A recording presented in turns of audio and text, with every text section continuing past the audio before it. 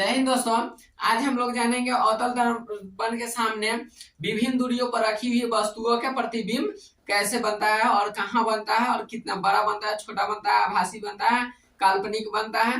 ठीक है दोस्तों, और अंत तक बने रहिएगा। इसमें एक ये जितना भी देख रहे हैं आपको बोर्ड पर एक फिगर अंत में बताएंगे जिससे इशारे समझ में आ जाएगा। इसका जो प्राकृतिक पूछ रहा है कि प्रतिबिंब कैसा बनेगा, बड़ा छोटा, ये सब आपको एक ही वीडियो में, आपको एक ही डायग्राम से आपको सब समझ में आ जाएगा।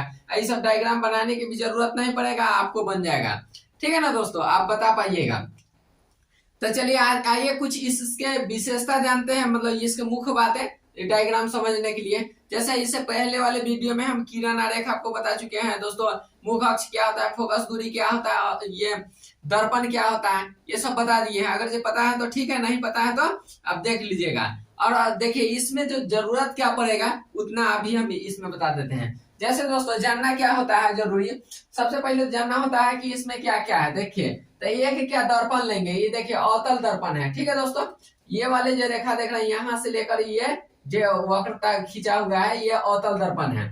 इसमें यहाँ जो होता है ये पी से जो दिखा रहा है, ये वाला बिंदु जो है आपका ये ध्रुव है, ठीक है, पोल।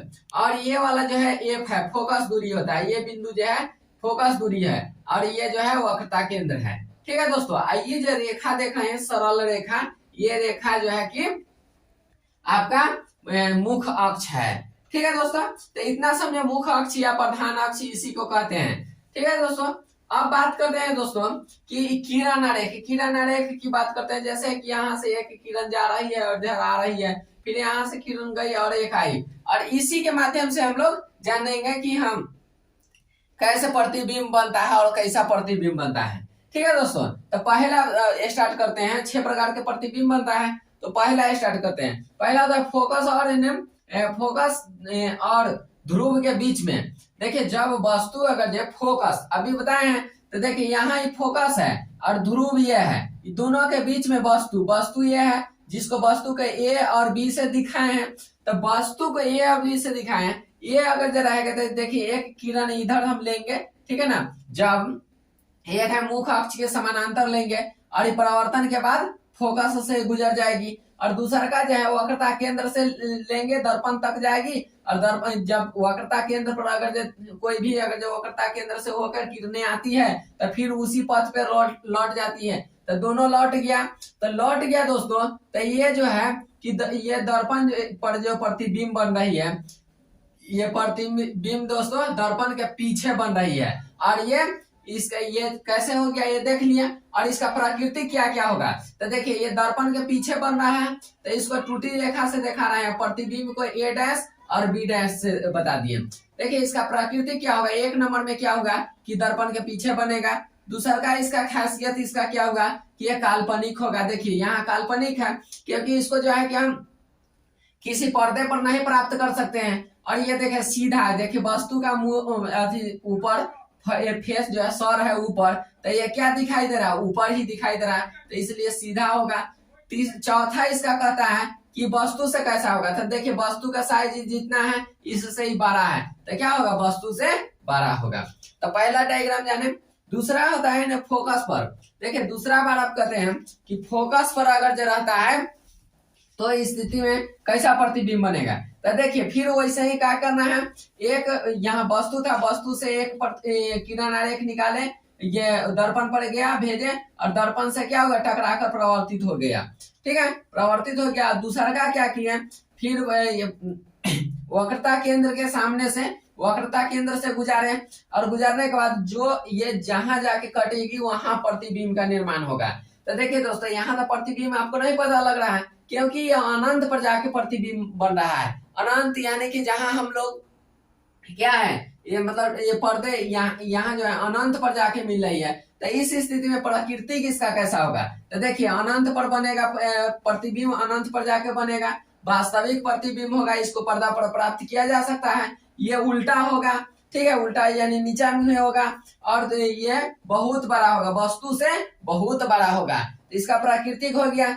ठीक है दोस्तों, इसी प्रकार देखिए तीन नंबर जो है वक्रता केंद्र और फोकस दूरी के बीच, वक्रता केंद्र और फोकस दूरी के बीच अगर वस्तु रहेगा, देखिए यहाँ वक्रता केंद्र है और यहाँ जो है फोकस है और इसके बीच में वस्तु है, ये वाला वस्तु है। देखिए ए डैश बड़े ए और बी है, इसका प्रतिबिंब कहाँ बनेगा, तो देखिए फिर वैसे ही किरण भेजेंगे। देखिए किरण यहाँ क्या दर्पण पर आया, दर्पण से परावर्तित हो गया, देखिए परावर्तित हो गया और ये दूसरा किरण लिए वक्रता केंद्र के से होकर गुजारे।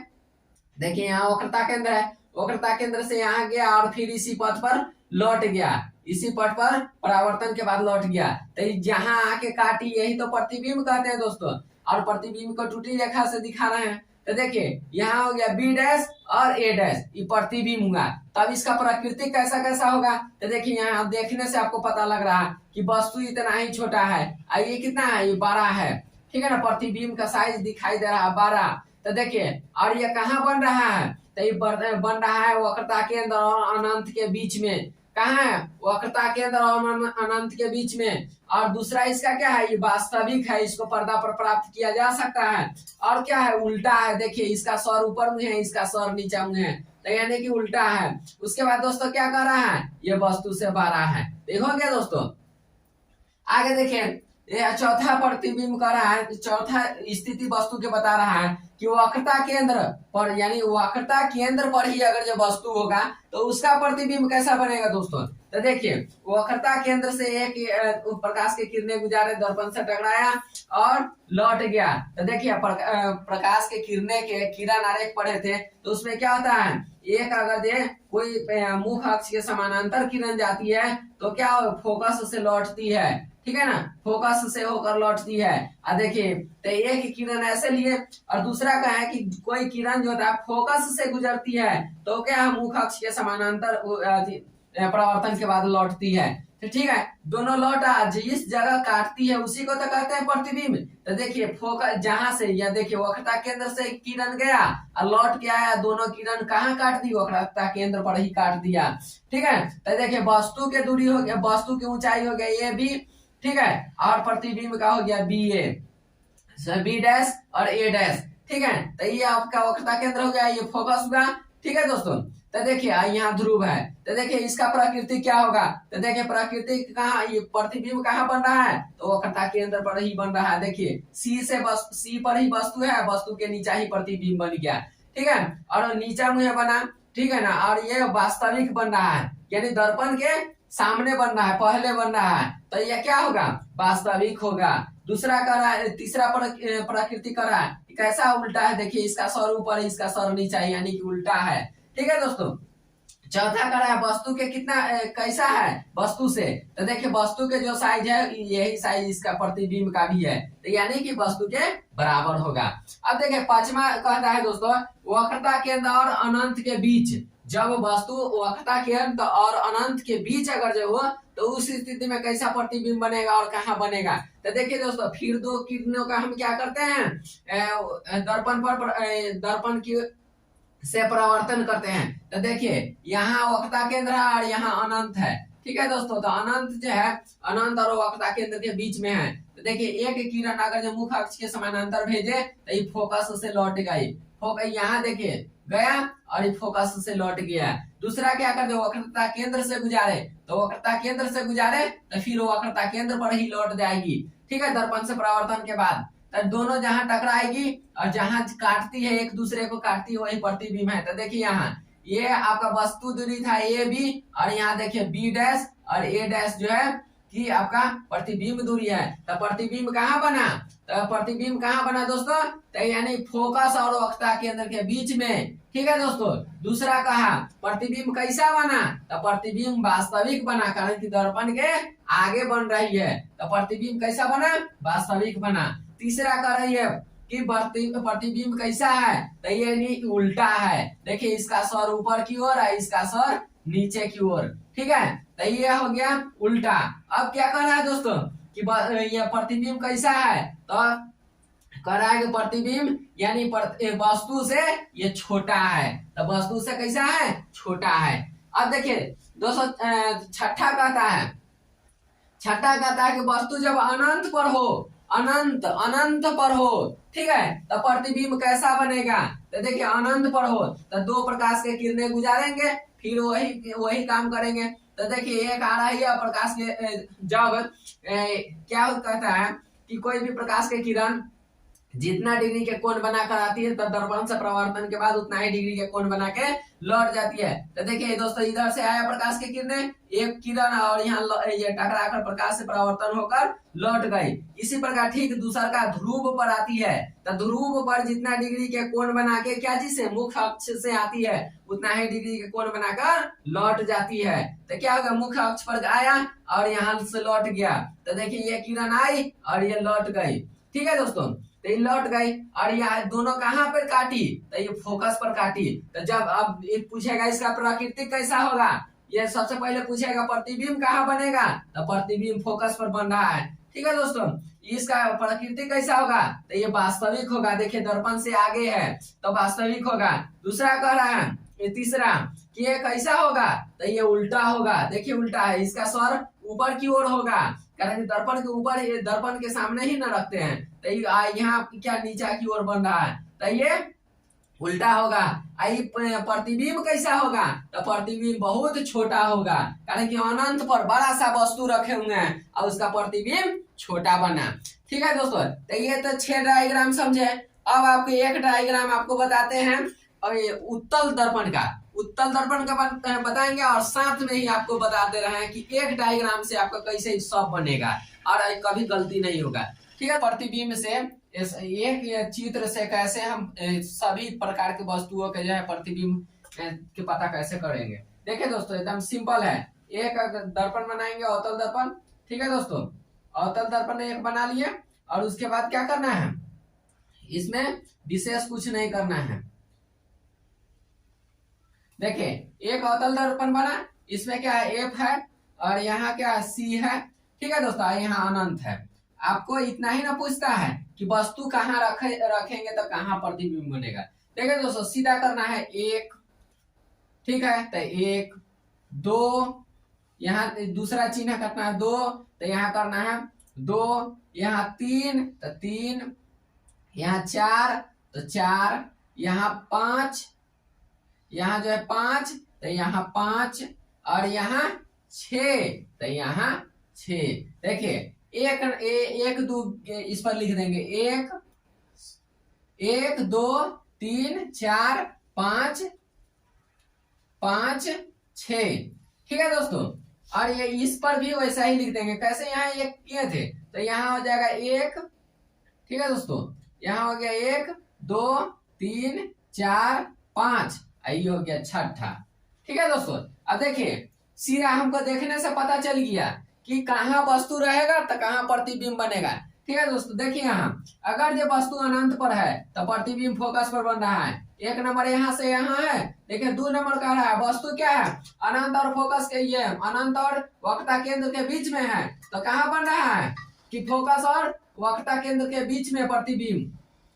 और वस्तु जो है ये कहाँ पे है, वक्रता केंद्र पर है, तो कहाँ बन रहा है 3 नंबर, तो 3 नंबर वक्रता केंद्र पर ही बन रहा है। 4 नंबर देखिए दोस्तों कहाँ है, वक्रता केंद्र और फोकस के बीच में, तो 4 नंबर के प्रतिबिंब कहाँ बन रहा है, यह वक्रता केंद्र और अनंत के बीच में। 5 नंबर दोस्तों वस्तु फोकस पर है तो प्रतिबिंब कहाँ बन रहा है, तो 5 नंबर यहाँ अनंत पर। ठीक है दोस्तों, 6 नंबर वक्रता केंद्र और ध्रुव के बीच में, सॉरी फोकस और ध्रुव के बीच में वस्तु है, तो प्रतिबिंब कहाँ बन रहा है कि दर्पण के पीछे। ठीक है दोस्तों, देखिए दोस्तों ये सब एक लाइन बराबर खींचे हैं। ये बड़ा छोटा कैसे काहे खींचे हैं, देखिए आप प्रकृति किसका जानना है। एक तो बता दिए कि प्रतिबिंब कहाँ बनेगा, दूसरे का हमको पता करना है कि प्रतिबिंब कैसा बनेगा। तो देखिए दोस्तों इससे इधर छोटा छोटा, ठीक है दोस्तों, इससे इधर छोटा, यहाँ बीच वाला ये वाला बराबर बराबर। ठीक है दोस्तों, इधर जो है बड़ा। ठीक है दोस्तों, यहाँ हो गया बड़ा और इस ये जो हो गया वस्तु से बड़ा, ये भी हो गया बहुत बड़ा। ठीक है ना, तो देखिए एक ही जो है डायग्राम से हमको पता चल गया कि कहाँ बन रहा है। तो देखिए और यहाँ से यहाँ तक ले, ये यहाँ से लेकर ये पूरा वास्तविक वास्तविक। ठीक है, और यहाँ से इधर देखिए काल्पनिक काल्पनिक। दर्पण के पीछे बन रहा है तो इधर काल्पनिक इधर वास्तविक। इसे पर्दा पर प्राप्त किया जा सकता है और इसे नहीं किया जा सकता है। तो देखिए एक डायग्राम से 6 डायग्राम का हमारा चित्र बन गया। और दोस्तों देखिए ये अगर जो याद रहेगा, अगर जब उसमें कह दिया बनाने के लिए तो हमको इतना तो पता ही नहीं कि कहाँ बनेगा प्रतिबिंब, तो हम कह डायग्राम ये आरेख जो है वो भी सही बन जाएगा। ठीक है, आइए दोस्तों उत्तल दर्पण द्वारा इन्हें बना प्रतिबिंब। देखिए दोस्तों उत्तल दर्पण में प्रतिबिंब कैसे बनता है। देखिए दोस्तों उत्तल दर्पण में क्या होता है, फोकस और वक्रता केंद्र और अनंत ये सब जो होता है दर्पण के पीछे होता है। ठीक है, और वस्तु होता है दर्पण के आगे। तो देखिए वस्तु के हम लिख दिए ए और बी, ठीक है ना, और प्रतिबिंब होगा ए डैश और बी डैश। ठीक है, ए डैश और बी डैश। देखिए दोस्तों वस्तु है दर्पण के आगे है, प्रतिबिंब कहाँ प्रतीत हो रहा है, दर्पण के पीछे। ठीक है, तो और कहाँ बन रहा है, तो देखिए 2 प्रकाश की किरणें जब भेजे, ये आपतन किरण है, ये प्रवर्तन किरण है। ठीक है ना, दर्पण से प्रवर्तित हो गया, एक वक्रता केंद्र की ओर गया और फिर इधर से ही लौटेगा। ठीक है दोस्तों, तो यहाँ क्या होगा दोस्तों कि प्रतिबिंब कैसा बनेगा, ये प्रतिबिंब कहाँ बना से देख लिए कि फोकस और ध्रुव के बीच में, फोकस और ध्रुव के बीच बनेगा। ठीक है, और कैसा बनेगा दोस्तों, तो ये काल्पनिक बनेगा। देखिए तो यहाँ हो गया और दर्पण के पीछे बन रहा है, काल्पनिक बन रहा है। ठीक है दोस्तों, देखिए कल्पना कर रहे हैं क्योंकि वास्तविक रूप से यहाँ काट नहीं रही है, और काल्पनिक रेखा को हम क्या करते हैं, डॉट डॉट लाइन से दिखाते हैं। और कैसा बन रहा है, देखिए वस्तु का साइज इतना बड़ा है और ये इतना छोटा बना है, तो इसलिए वस्तु से छोटा बन रहा है। ठीक है दोस्तों, आशा करते हैं कि आपको समझ में आया होगा। अगर समझ में आया होगा दोस्तों, अच्छा लगा वीडियो तो लाइक कीजिएगा, सब्सक्राइब कीजिएगा।